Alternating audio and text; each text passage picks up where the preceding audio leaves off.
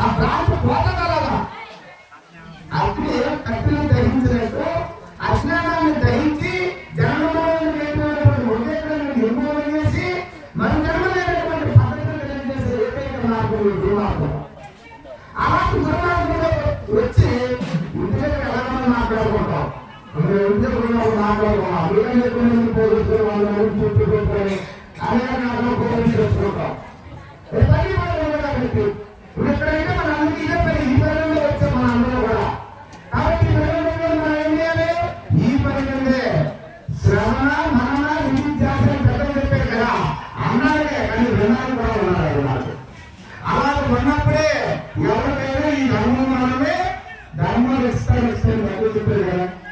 అంటే ధర్మము ఆ ధర్మాన్ని మనం రక్షిస్తే ధర్మమే మనల్ని రక్షించి జగన్మోహన్ లేనటువంటి స్థితికి మనల్ని చేస్తారు.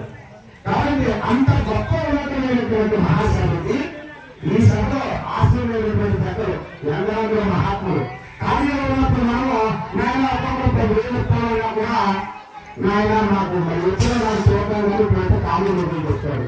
ఈ వేళ నాకు రూపాయి ఇస్తే ఇవ్వకపోయినా కూడా అద్భుతమైనటువంటి వారి యొక్క సందేశాన్ని వారి గురువుల ద్వారా అనుభవించినటువంటి అనుభవాన్ని మనందరికీ కూడా అందజేయడానికి వచ్చినటువంటి మహనీయులు.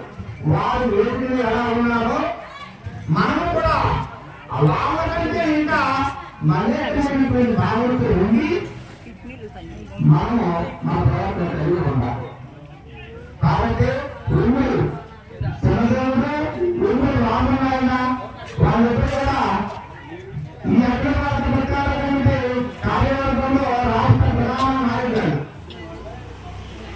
ఈ ధర్మాన్ని బాగా ప్రచారం చేసే మహానుభావులు. కాబట్టి అందరికీ కూడా సన్మానం చేయాలి. ఆ రకంగా ఈ ధర్మం అంటే మనం వినడానికి అని పెద్దలు చెప్పారనుకోండి, చెప్పేది బాగుంటారు.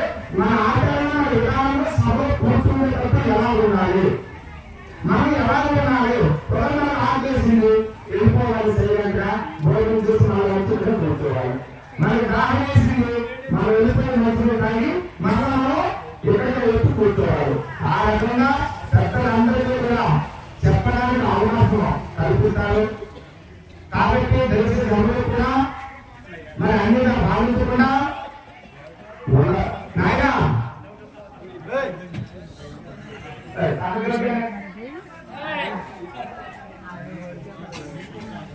కాబట్టి నాయన ఎవరైనా మాట్లాడి మన మాట్లాడలేదు మాట్లాడిన ఆగిపోతారు. మీరు దాని గురించి మనం తెలుసుకోవాలి.